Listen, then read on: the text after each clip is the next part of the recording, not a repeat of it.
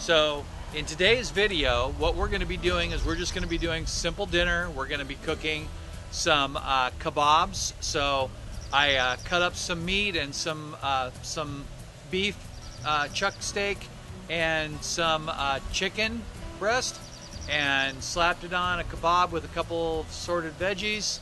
And I just bought a tray of veggies and boom, you know. And then I bought a zucchini. We're going to throw the zucchini on there also, just to grill that up.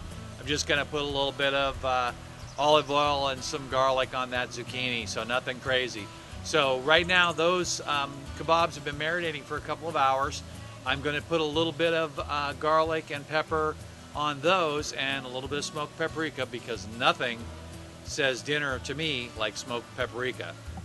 We are at a good starting temperature here. We're not really planning on doing a regular smoke.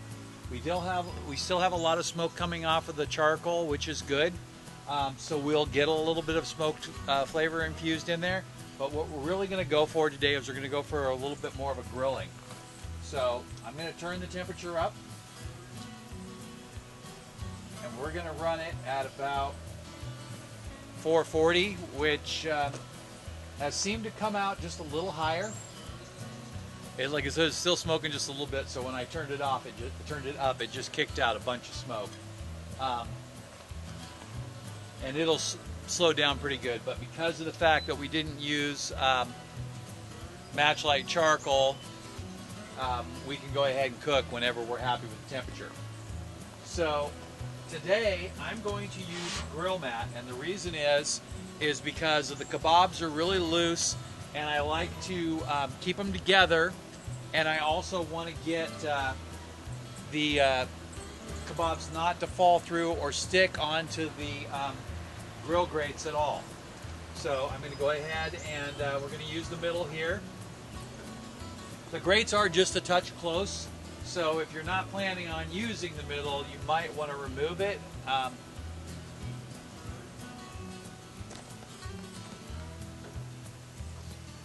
I'm looking down in there and I can see fire coming out of the firebox.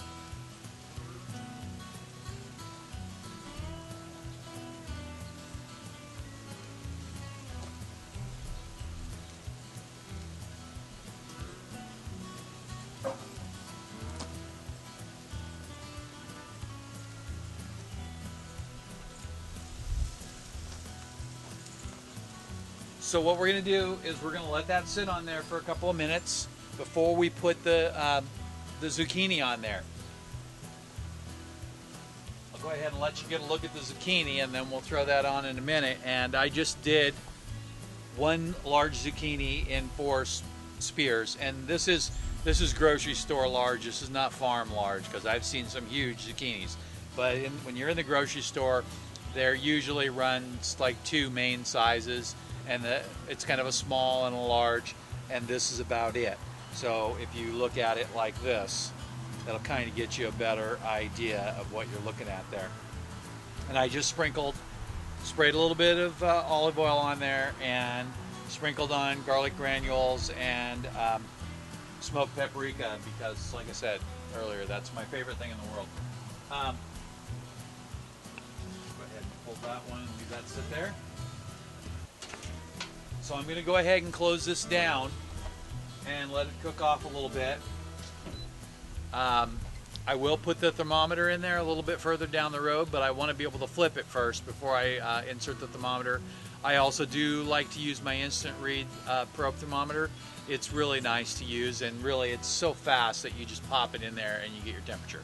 Alright, so we'll be back in a minute here. Alright, it's time to take these to the next stage. So what we're going to do here, we're going to open it up, and then got my long metal tongs today instead of the plastic ones. I have the ones, I'm sure it's silicone tips, but these ones just work so much better on the grill because you don't have to worry about them heating up or melting. So I'm going to grab that, and I'm just going to go ahead and flip it over.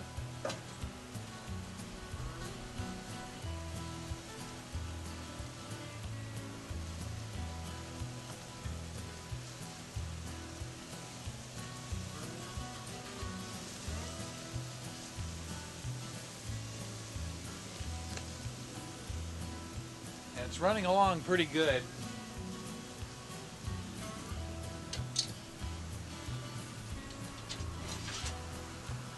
So this part of the temperature probe is not hot, but I don't want to slide my fingers down and take the chance of getting burned. And I'm really not so concerned about the beef on the temperature, because if I'm a little under, I'm okay. But with this, the chicken, I don't really want to make any mistakes. When I use a temperature probe in my kebabs, I usually run it parallel to the kebab, straight in from the end, in the thickest part. This is one of the thicker parts here. They're pretty uniform, so it's really not that big a deal. And then I'm going to go ahead and put on the zucchini, and I'm just going to lay it crossways in the back here.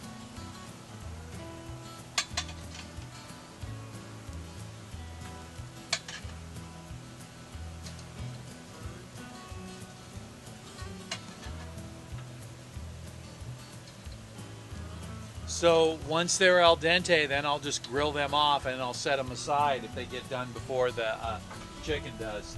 So I'm going to go ahead and close that, and then I'll take a current temperature reading. So I have this unplugged because if it goes above 300, it'll error out. So the only time I plug it in is when I'm using it. You can plug it into any one of the 4 holes on the side, and if you want to go buy more temperature probes, you can do that real easily. I don't think that this unit is large enough to need more than one more temperature probe. The other unit, because of how large it is, you could be cooking a lot of stuff on it, because the cooking surface area is double standard. And so anyway, I went ahead and plugged that in. And currently the chicken is registering 123 internal temperature. So it's going along really good. So now, there's a safety limit to the grill temperature when the lid's open of 500 degrees. So you can get the grill up to 700 degrees and then open it up. So if you're gonna like do a reverse sear or something like that, you would pull all the food off and get the temperature up and then do that. I'm just gonna go ahead and lay it on here and go ahead and let it do its thing. The bottom looks really good. I'm really happy with that.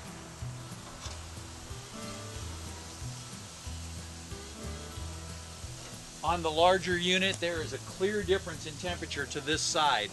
On this unit, I noticed when I was doing chicken the other day that the warmest spot was actually right in the middle. So I don't know if that's specific to this unit or not, but I did note that. So I'm just going to go ahead and put this over and lay it on there.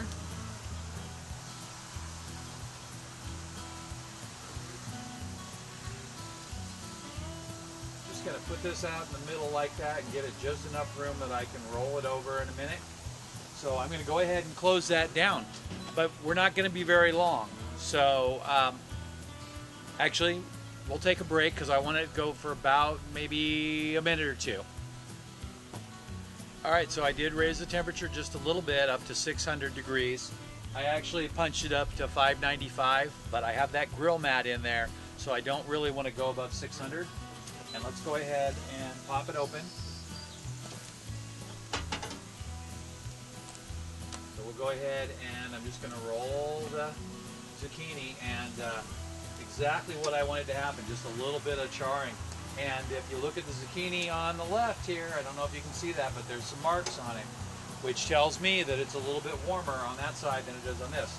I'm just going to go ahead and move this one down here and this one over here. That way we can kind of stay closer to the heat. And like I said, I didn't know exactly what to expect on that, but that's what we got. So it's just a little warmer right in here than it is over here.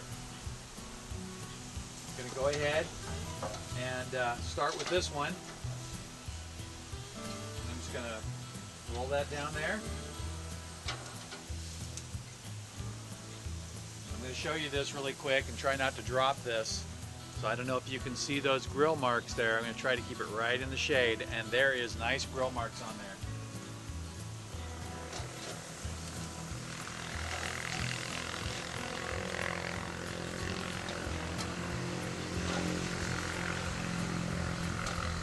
So this one is in my in the spot that I think is the hottest. We're going to show you that there, and I'm actually going to hold on to this because I don't want to take the chance of dropping it. But I'm not totally sure if you can see those grill marks, but that is crispy grilled. So it is just a little bit warmer in the center. The minute you close it, the fan goes right back up and the temperature goes right back up in the unit. And it's smelling really good. So we're going to go ahead and pop it open. And I was just looking for a little bit of a finished char there. And we're going to pull off the zucchini.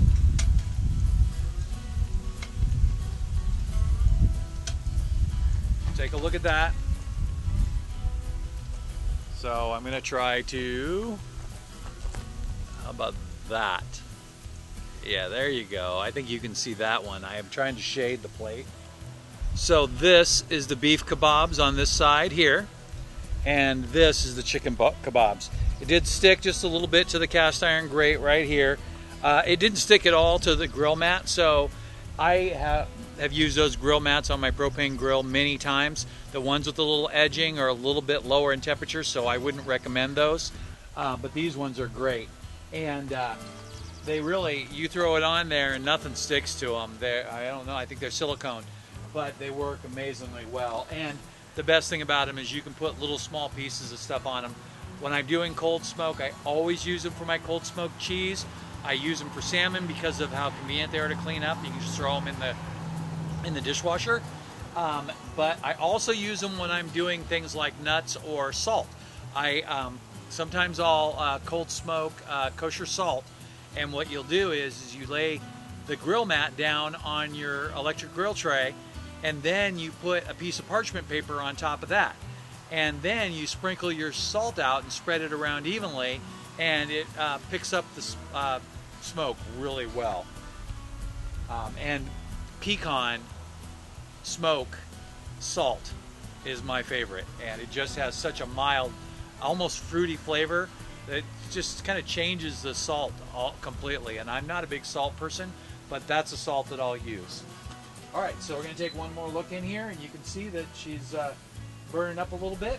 So what I'm going to do, I'm going to go ahead and pull the grill mat out because I'm going to bring the temperature up.